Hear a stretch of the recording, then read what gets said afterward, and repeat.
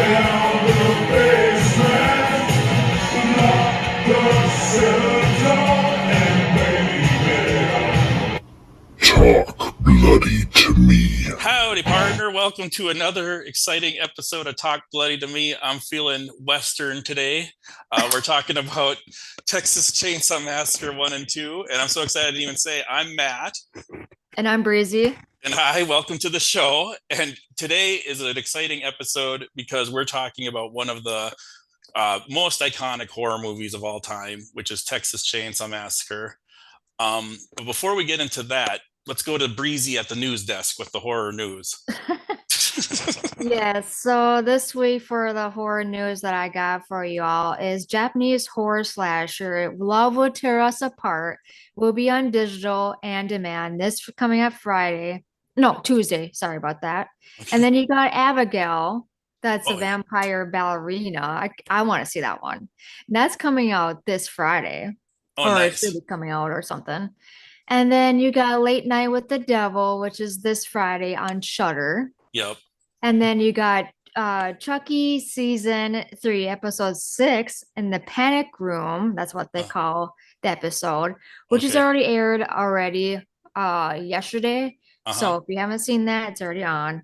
And Is then Chucky getting old? Not to interrupt, but just real quick, is Chucky getting old? yes, he's getting old. That's crazy. Yep. I saw a picture of him and I'm like, wow, Chucky's old. I know, it actually made me so sad. I was actually so tearing up. I'm like, oh my gosh.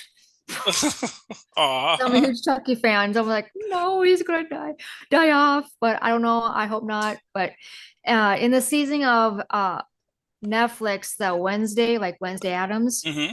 I guess Steve Barsini is um going to take part in the next season, according to Okay. Buddy Disgusting.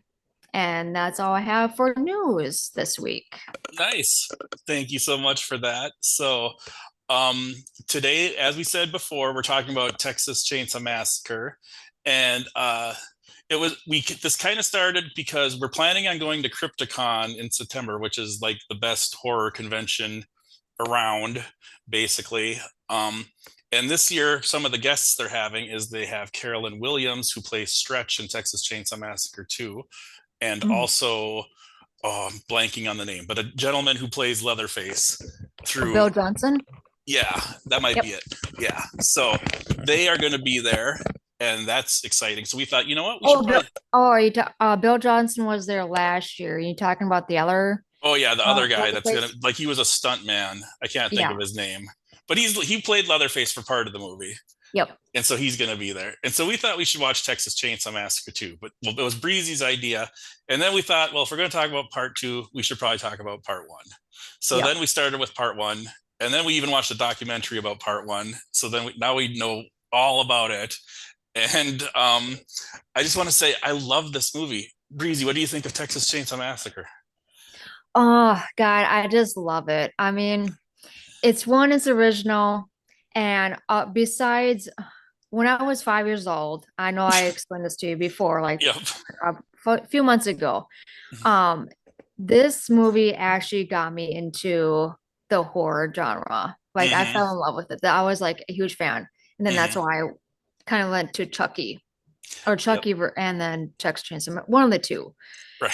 And I watched it. I'm like, oh my gosh. I'm like, is this really a true story? Hmm. And so I actually asked my mom, like, Mom, is this like a legit true story? Like does this really happen in real life? And Hmm. she said, yes, but it wasn't in Texas. It's actually in Wisconsin. I'm like, Yeah. what? It's actually much closer to us. It's just one state away. Right.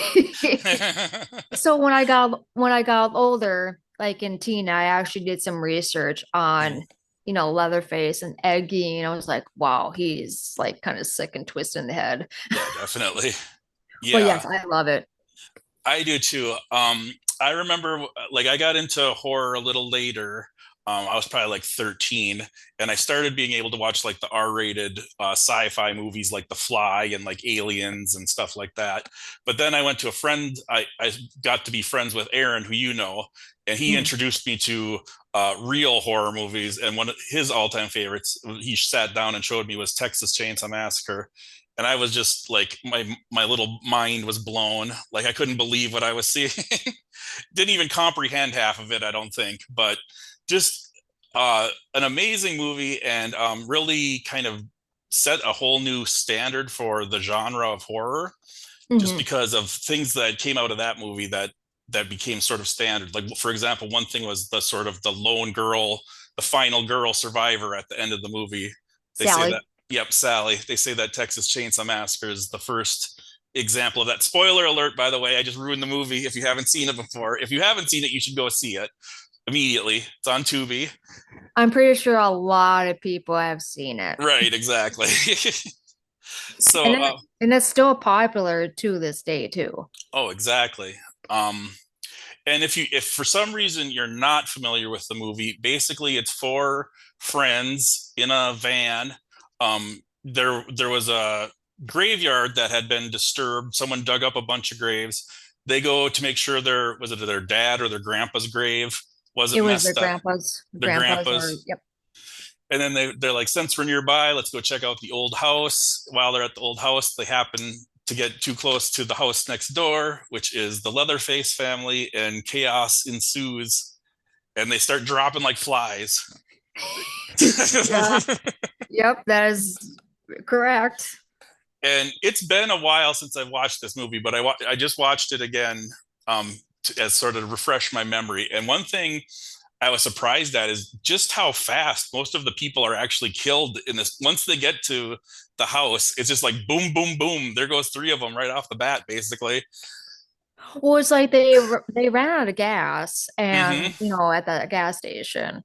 And so they went and walked, well no, they actually drove and they seen this house. Well, originally they Franklin and Sally when they went to their actually like grandpa's house and they were like Yep. looking at like their their old paper like wallpapers and stuff with Yep. zebras and they're like laughing and like fascinations of the zebras. Yes. Sally said. And I'm like, oh my gosh. And then like and then Franklin's like, hee. It's like, oh my God, Franklin. Because he's in a wheelchair, and they sort of left him behind on the ground floor when they went running up upstairs, and which was rather inconsiderate. But he doesn't exactly react in the most mature way. He goes hee. Oh, come for a fun trip, Franklin. It'll be so much fun, Franklin. Yeah. That always makes me smile every time, like, oh my gosh. But uh, then they walk, Pam and forgot his other name. oh, Kirk. Kurt, there you go. I was Yeah, going to say the other guy's name, but it's not. But yeah. Kirk and Pam were like walking. They went to this abandoned house and they seen like a generator, so they thought like, oh, they have gas. Yep. Yeah, they were So they like, were going to like find a swimming hole or something, but then they heard the generator and were like, "Oh, gas! Let's go check it out." yep, Anyways, continue. yeah. And so they went to this house and they knocked and there's like nobody there, and she's like, no, I let's just go, Hmm. and pretty much like just don't go in the house. Well, Hmm. obviously he went in the house and Hmm. he's seen some weird shit in there. Would Hmm. you go in the house if you seen that weird No, shit? I would not.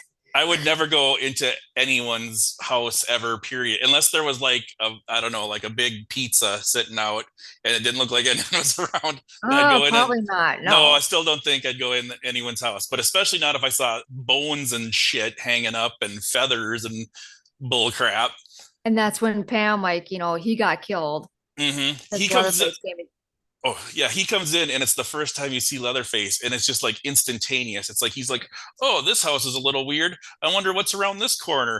And he kind of trips, and then he gets up, and all of a sudden it's like, boom, Leatherface right in his effing face, and blam, dead. And then they had set it up earlier when they picked up the hitchhiker that, or when they were talking about the slaughterhouse, that when you hit the pigs, it doesn't always kill them on the first hit. And Mhm. wouldn't you know it, that's what happens to our old buddy Kirk as he lays there twitching and flopping for a good minute after he gets hit. And he just grabs him and then he just shuts the door. Yep. And then Pam's like, Kurt. And then she walks up and then she goes in and then she looks around and then she goes like in this living room with all the feathers and cages and bird cage, no, not bird cage, chicken, and Yeah. he's just walked in and all that other stuff and feathers, and she's just like in shock. Hmm. I was like, what the fuck is this shit? Yeah, exactly. And then all of a sudden she like hyperventilates, like, dang girl, it take you that long just to, Right. Just you for it to know? like sink in, just for her to process. There's like a big, uh, almost like a couch, but like I don't know what an old timey couch is called, but it has like a skull and human skeleton arms built into it, and there's feathers and animal bones, and she just kind of is taking it all in, and then all of a sudden starts having full blown panic attack. And then Yep. guess And who then shows up on the scene? yeah, and then Leatherface, and she just runs like runs out the door and just grabs her, and Hmm.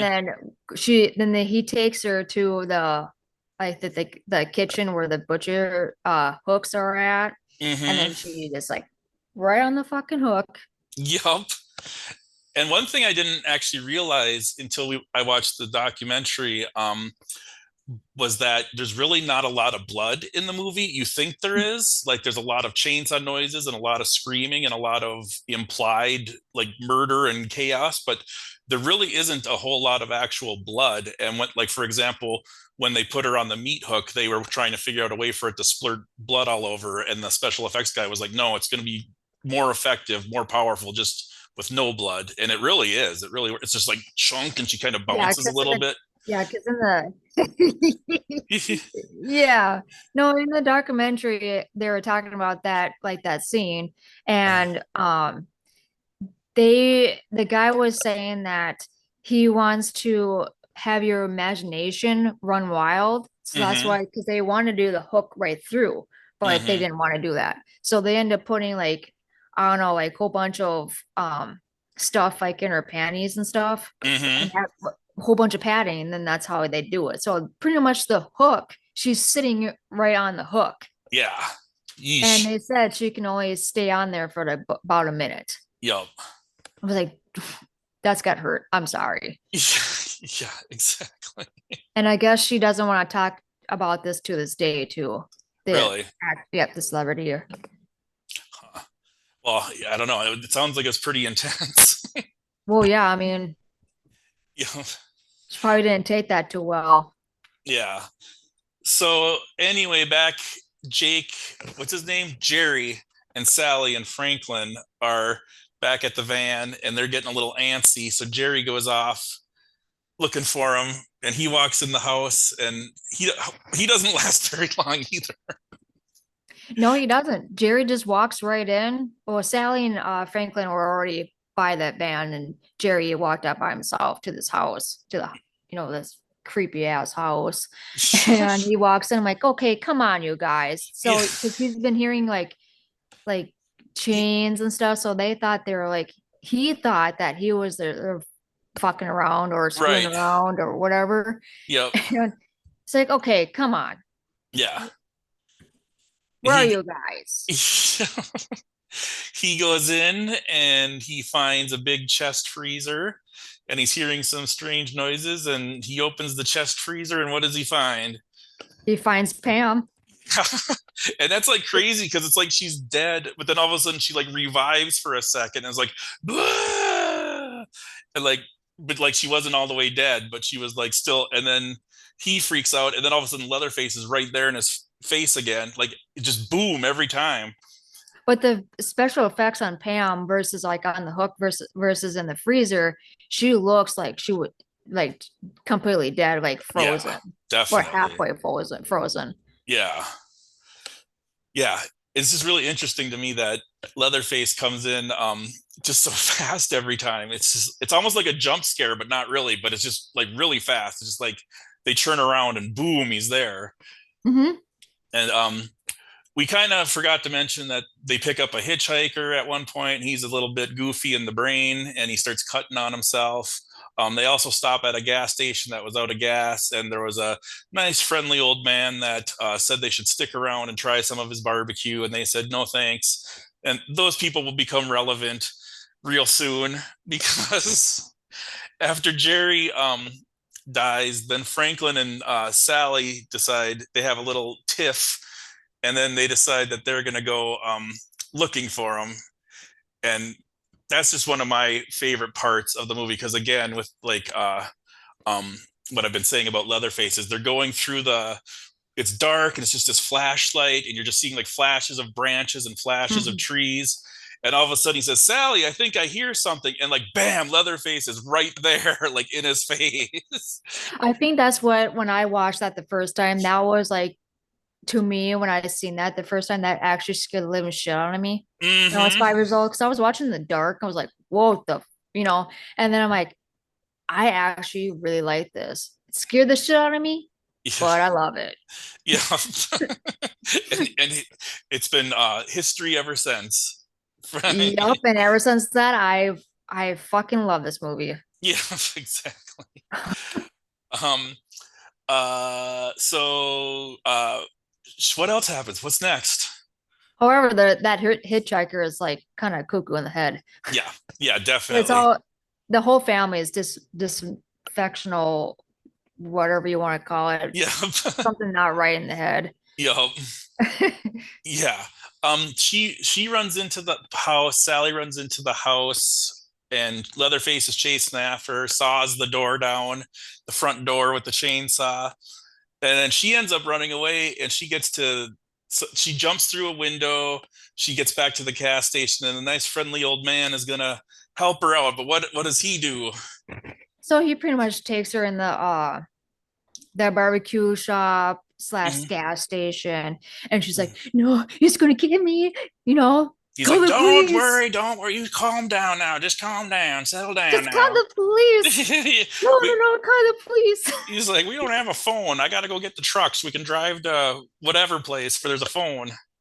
Yeah, and then she's like just freaking out, and then all of a sudden, like he goes to get the truck, and she's like doing this, and then she looks at like the meat that's already cooking, and she's like, And as she's looking at the meat that's cooking, there's a report on the radio about the graves that had been robbed and the bodies had been cut into, and some were missing body parts, and some were missing heads, and some were missing hands, and some were missing. And as she's hearing all this over the radio, she's looking at these like sausages and things that are just roasting and sizzling, like yeah, it's a really effective scene. well, yeah, and it's like putting two to two together. They're cooking probably human parts. Yep, exactly. Yep. So then he comes in with a bag and tries to put a bag over her head or something. And Well, um then he gets her with that broom. yeah, then he basically beats her with a broom and then brings her to the house. And outside the house, he meets up with his brother, the hitchhiker, and scolds him for he says, I told you to stay away from that graveyard. So now we know who was responsible for all the graveyard shenanigans. Um, Mhm. and then he goes up to the door and he's like, look what your brother did to the door. And I just You think know he's what? hilarious. I don't Yeah, know. He he's makes like me laugh really so hard. funny in that one. Yeah. Anyway, so turns out they're all one big happy family of wacky. It's Leatherface, it's the cook, and it's the hitchhiker, as they're most commonly known. Um, And don't forget that grandpa. oh yeah, Grandpa's upstairs. Oh, that when she was running around trying to escape, she ran upstairs and ran into what appeared to be like dead Grandpa and Grandma, but actually Grandpa's still kicking in there. He's Yeah, just incredibly, barely. incredibly old, Just like barely. mummified. Yeah. So then now I'm getting the two now I'm starting to get part two confused. No, that they cut Hitchhiker cuts her finger and then like Grandpa sucks on it almost like he's feeding from a bottle or something. Like Well, then the part where she did pass out, oh, and that's then right. yeah, and then she wakes up, and then she's actually tied to the chair, and then that's when she's actually just screaming bloody murder. Mm-hmm. It's Mm-hmm. like no one's going to hear you out in the country. Can you imagine if so like if you were just kidnapped or something?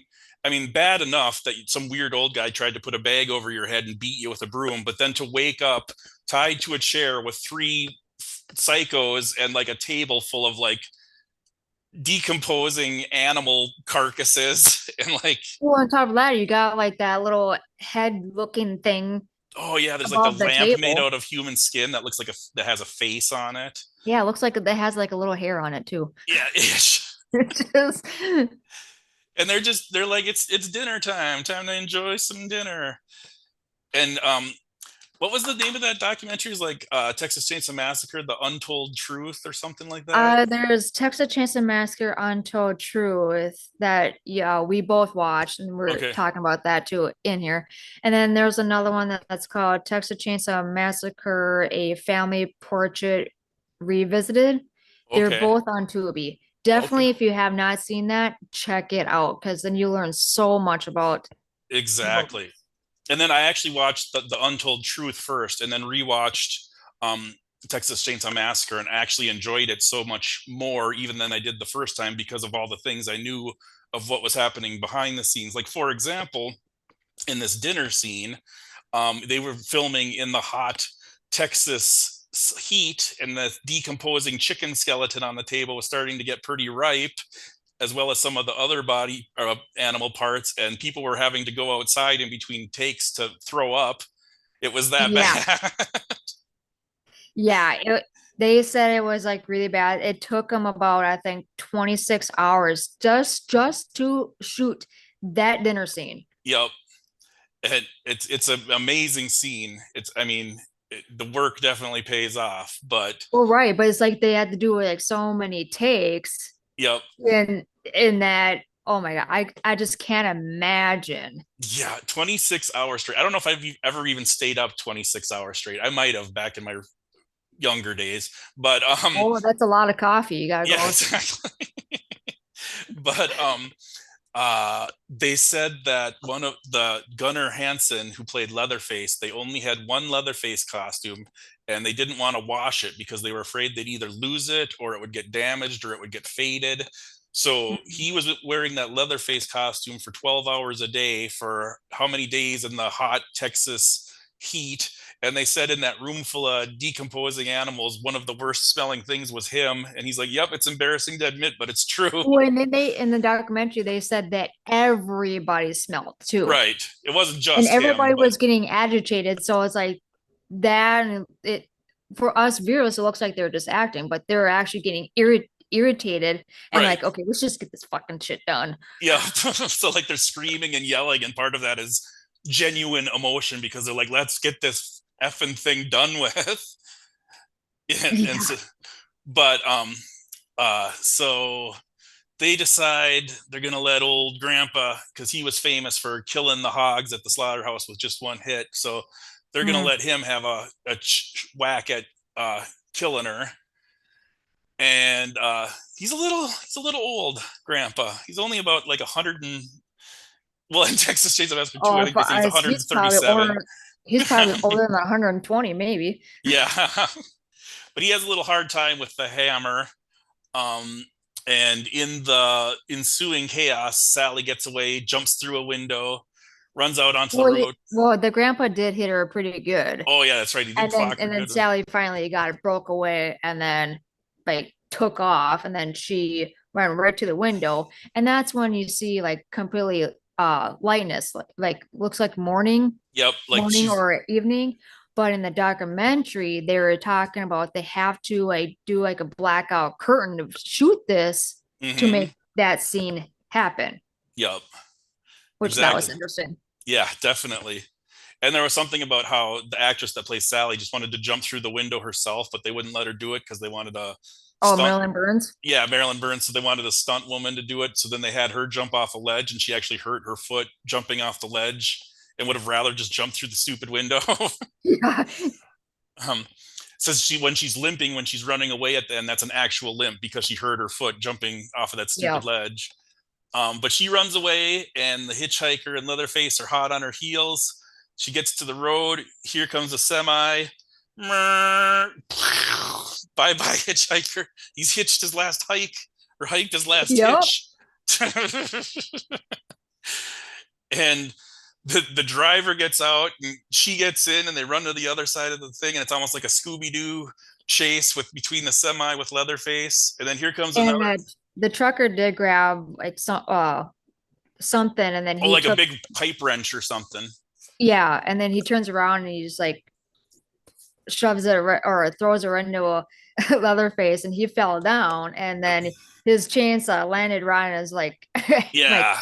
serves you Ouch. right. Yep. It's almost like the payback because they're talking about hitting the guy in the head and not killing him with one hit. And here he gets hit in the head.